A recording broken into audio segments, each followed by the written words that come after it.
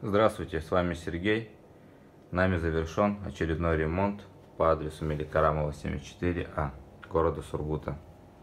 Ремонт проводился частичный в ванной комнате. На стенах и на потолке пластик.